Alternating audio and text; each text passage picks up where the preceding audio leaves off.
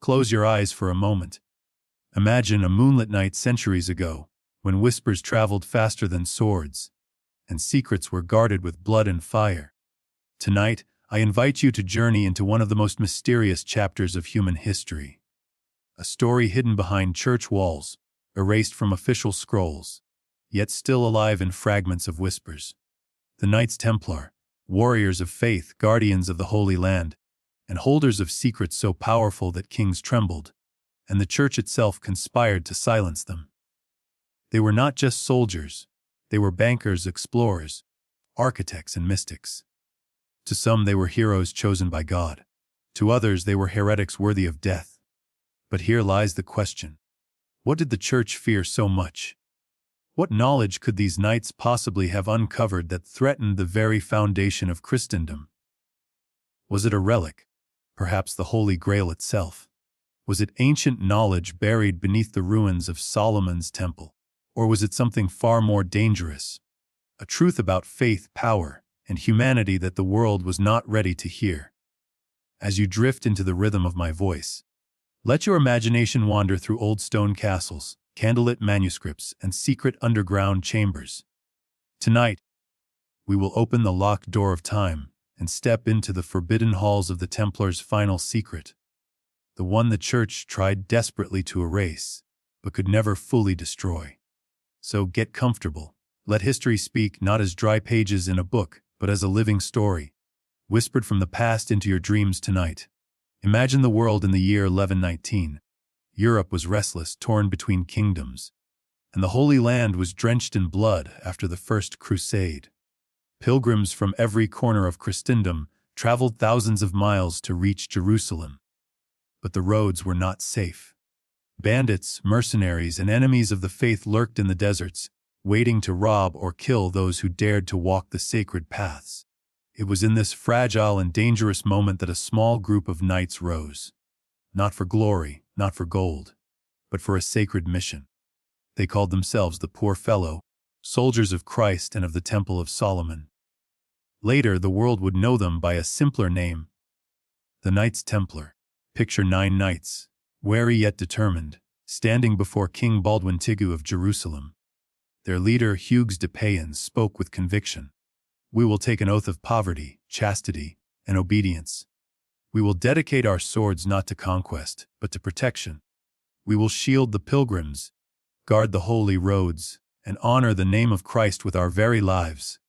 And so, with blessing from the king and later support from the church, these 9 men began a movement that would shake the world. Their base was no ordinary barracks. It was the sacred ruins of Solomon's temple itself. From there, their legend grew. The Templars wore white mantles with a red cross, a symbol of purity stained with sacrifice. To the world, they looked like holy warriors, but inside their ranks was something deeper, an order bound by secrets, rituals, and knowledge that no outsider could touch. They were monks with swords, mystics with discipline, and soon masters of both battlefield and treasury. As years passed, the Templars expanded across Europe. Castles rose in their name. Wealth poured into their coffers, donated by kings and nobles who trusted them more than their own treasurers. The order became the first great international banking system. A farmer in France could deposit his gold with the Templars and receive a letter, which he could redeem for money in Jerusalem. Safe, secure, and blessed. But what did this mean for their power? It meant they were no longer just knights. They were guardians of secrets, keepers of codes, and holders of debts that even monarchs could not escape. Kings borrowed from them. Crusades were funded by them. And slowly the balance of power shifted. The church had priests, but the Templars had knights in gold. And yet, behind their public image of holy service, whispers spread of something else. Pilgrims and chroniclers told stories of strange excavations beneath Solomon's temple. What were the Templars looking for in those ancient tunnels? Some claimed they discovered sacred relics, the Ark of the Covenant, the Holy Grail, or texts that could shatter the foundations of the church. Others believed they had uncovered forgotten wisdom from the time of Solomon himself. Mystical knowledge, ancient sciences, perhaps even forbidden truths that blurred the line between faith and heresy. Their rise was meteoric. Within less than 2 centuries, the Templars became one of the most powerful organizations in the medieval world. They owned vast lands across Europe, operated fleets of ships, and built fortresses that no king could easily conquer. To ordinary people, they were holy protectors. To rulers, they were both indispensable and dangerous. But such power never goes unchallenged. Envy began to grow, kings feared their debts. Bishops whispered about their strange rituals. The Church, once their greatest ally, began to question whether the Templars served Christ, or some hidden master known only to themselves. And here begins the shadow of their downfall. For when an order rises too high, it casts a long shadow, and shadows in time invite suspicion. The Templars had become too rich, too powerful, and perhaps too close to truths the Church could not allow to surface. Their story, once a tale of protection and piety, was now turning into one of secrecy and fear. But before the flames of persecution would consume them, the Templars left behind questions. Questions we still ask today. What exactly did they find beneath Solomon's temple? What secrets were worth dying for? And why did the Church work so hard to erase every trace of their knowledge? As we close this chapter, imagine those first 9 knights again. Poor, humble, but determined. Did they know that their oath in Jerusalem would ignite one of the greatest mysteries in history? Or were they simply pawns in a larger game of power, faith, and destiny? The answer lies not in their beginning, but in their end.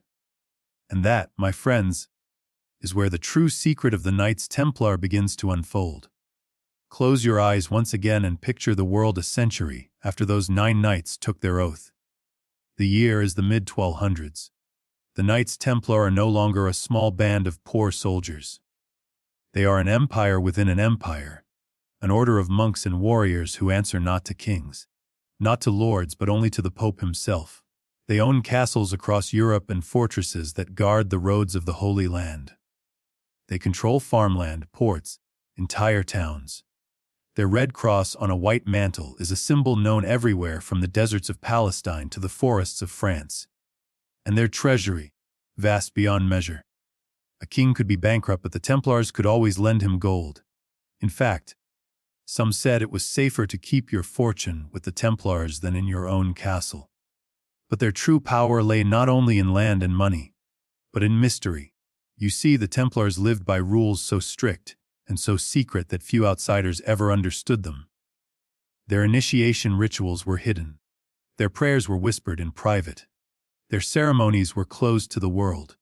And whenever secrecy surrounds power, rumors begin to grow. Whispers spread across Europe. Some said that during their initiation, new recruits were forced to spit upon the cross, a shocking claim of heresy. Others whispered that they worshipped a strange idol, a mysterious head known only as Baphomet. Still others believed that in the dark silence of their chapels, the Templars practiced forbidden rites, rituals that blended Christian faith with ancient, forgotten knowledge. Were these rumors true? Or were they lies planted by jealous rivals? We may never know for certain, but what we do know is this: the Templars had access to secrets ordinary men could not imagine. Think of where they were based: the ruins of Solomon's temple in Jerusalem. For nearly a decade they dug beneath those sacred stones. Chroniclers tell us they unearthed tunnels, relics, perhaps even scrolls. Some believe they found the Holy Grail itself. Not a cup, but a treasure of knowledge that could shake the foundations of Christianity. Others claim they discovered documents proving that the Church's story of Christ was incomplete, or that the bloodline of Jesus had continued long after the crucifixion. We cannot prove these claims. But what matters is that people believe them. And when men believe that you hold dangerous secrets, fear begins to surround you. Despite these rumors, the Templars continued to rise. Their knights were unmatched on the battlefield. Entire Muslim armies trembled at the sight of their cavalry charging, red crosses gleaming in the sun. Their fleet of ships sailed the Mediterranean, carrying pilgrims, merchants, and treasure across the seas. They became bankers, merchants, diplomats, more than just warriors. Yet with every step higher, their enemies grew more numerous.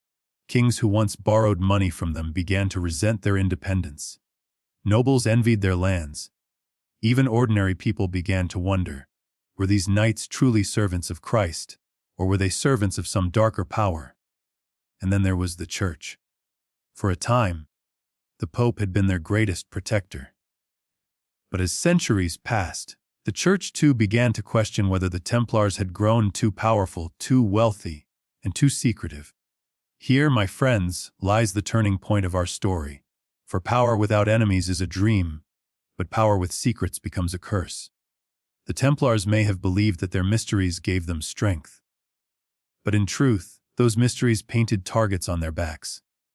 When famine struck, when wars drained kingdoms of gold, when the Crusades failed and Jerusalem was lost, who better to blame than the Templars? The wealthy, secretive order who seemed untouchable, and so, like shadows lengthening at sunset, the seeds of their downfall were sown. Kings who owed them money would soon find a reason to betray them. Priests who envied their influence would soon call them heretics. And the Church itself, once their shield, would soon turn into the sword raised against them. But before we speak of fire and betrayal, let us linger for a moment on this image. A knight, cloaked in white and red, kneeling in a candlelit chapel. He whispers a prayer no outsider will ever hear. He carries a sword, but also a secret. And that secret, perhaps, is the key to understanding why the world still remembers the Templars not just as warriors, but as guardians of a hidden truth the Church tried to erase. The betrayal of the Templars. King Philip IV of France's plot. The night of mass arrests, torture, and confessions. The burning of the last Grand Master, Jacques de Molay. Picture Paris in the early morning of October 13, 1307.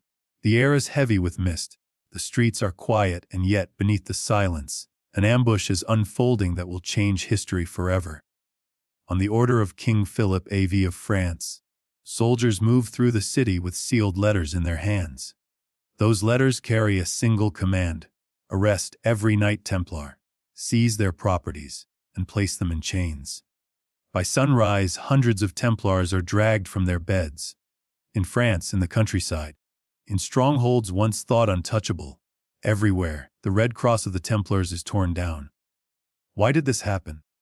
The answer is as much about politics as it is about faith.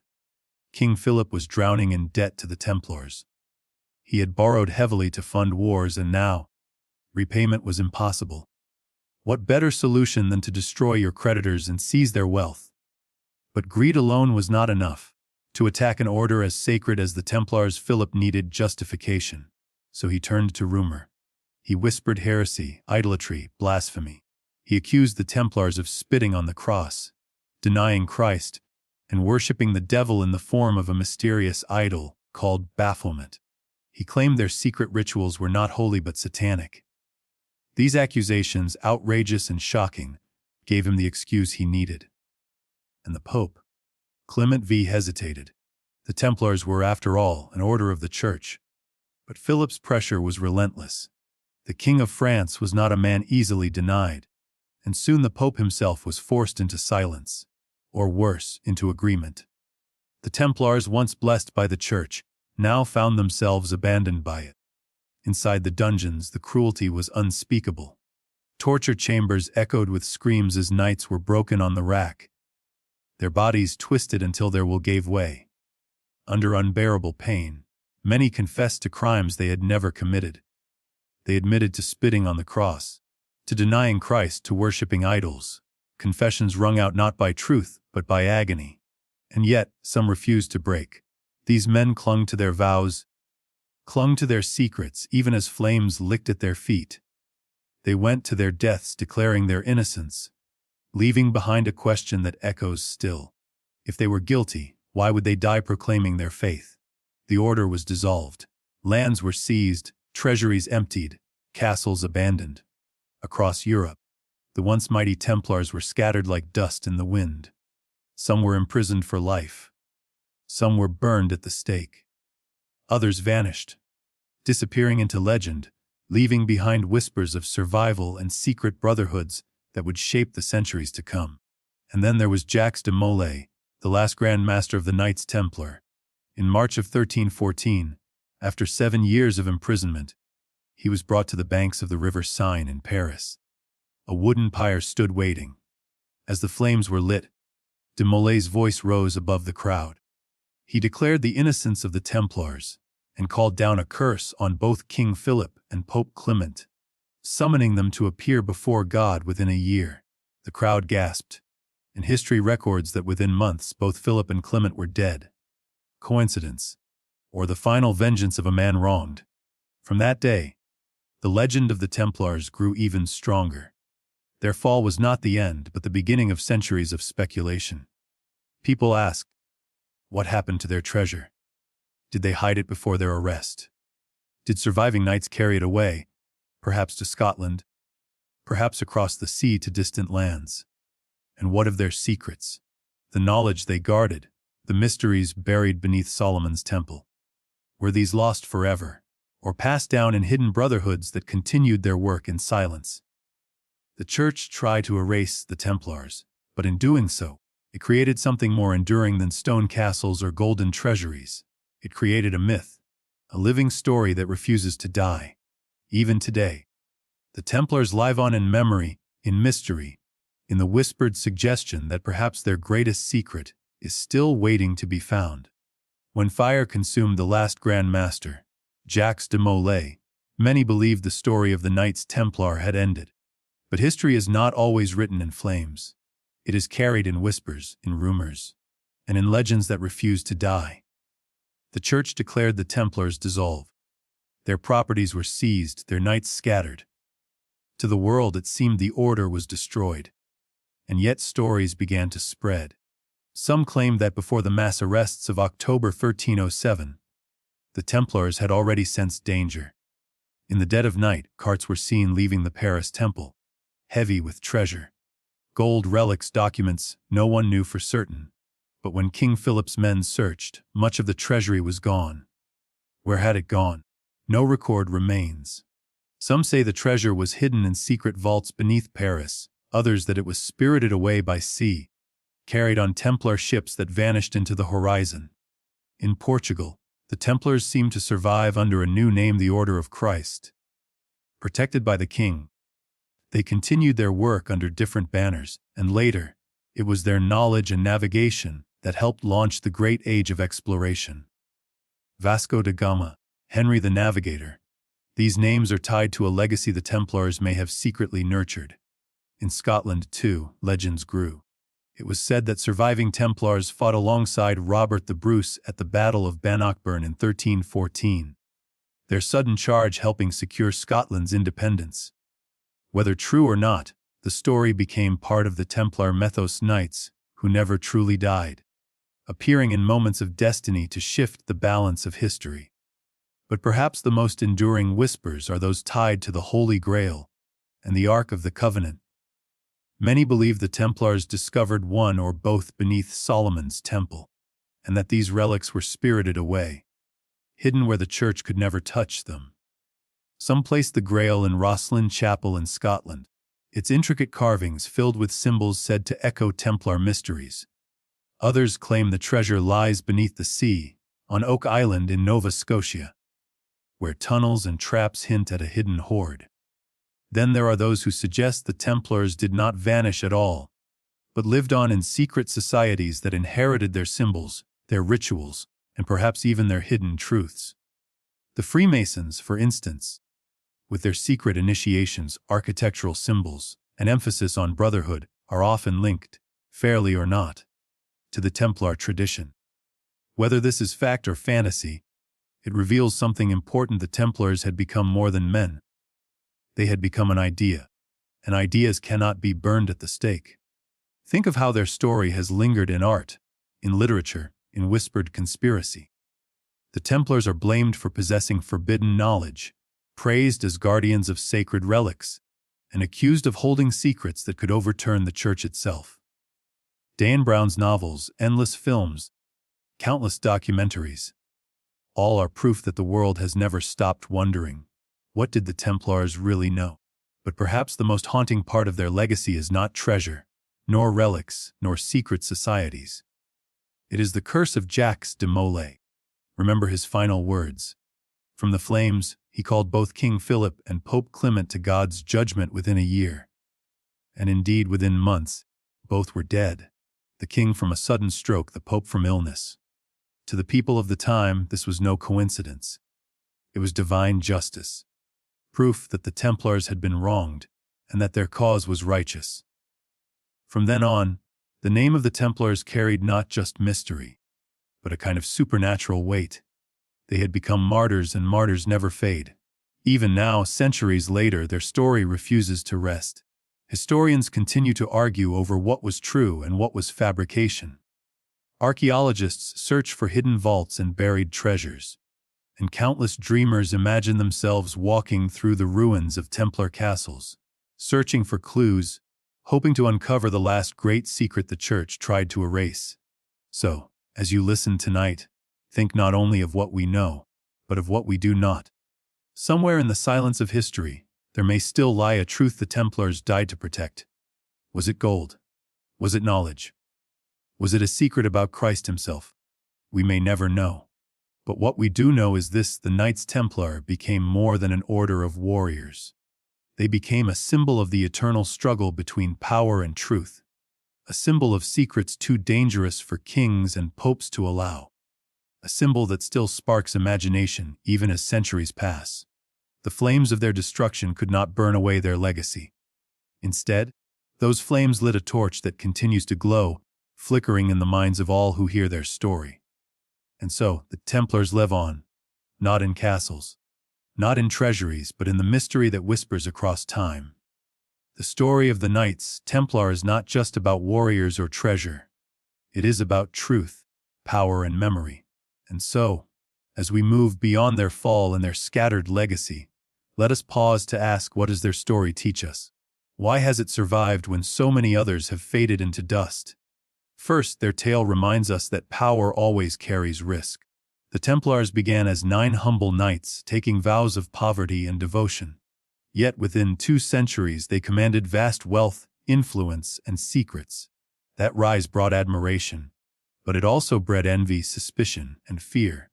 History shows us again and again that when power grows unchecked, it becomes a target. The Templars were not destroyed because they were weak. They were destroyed because they were too strong.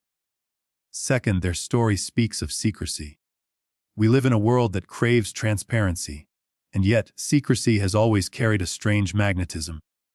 The Templars' hidden rituals, their locked chapels, their whispered prayers, all became fuel for rumor. Were they guardians of divine truth, or were they heretics hiding forbidden practices? The world could not know, and so imagination filled the silence. Perhaps the greatest power the Templars ever held was not gold or castles, but mystery itself. Third, the Templars remind us of how fragile truth can be in the hands of authority. King Philip's accusations, backed by the Church, became official history. For centuries, the knights were branded as heretics and their memory nearly erased. And yet, the persistence of legend proves that truth cannot be controlled forever. Stories survive. Whispers outlast decrees. Even when institutions try to silence inconvenient voices, the human imagination finds a way to remember. But there is also something more personal here. When we think of Jacques de Molay standing in the flames, refusing to betray his brothers, we see the power of courage. When we imagine nameless Templars enduring torture, rather than giving up their secrets, we see the strength of conviction.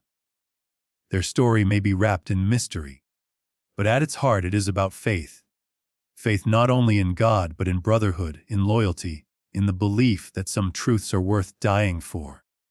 And perhaps that is why the Templars still fascinate us today. In our modern world of shifting loyalties and half-truths, we long for something eternal. The Templars embody that longing. They are a reminder that even in betrayal and fire, some ideals endure. Look around you today, at books, films, symbols carved into stone. The Red Cross of the Templars still appears centuries after their fall. Secret societies claim to trace their origins back to them. Adventurers still search for their treasure. Historians still argue about their secrets. This is the mark of an immortal story, not one of men but a myth, and myths are powerful. They shape our dreams, our fears, our understanding of the world. The Church may have tried to erase the Templars, but in doing so, it only gave birth to a legend too vast to be destroyed. So tonight, as you drift deeper into sleep, remember this history is not just about dates and battles. It is about the human spirit, its triumphs, its failings, its mysteries.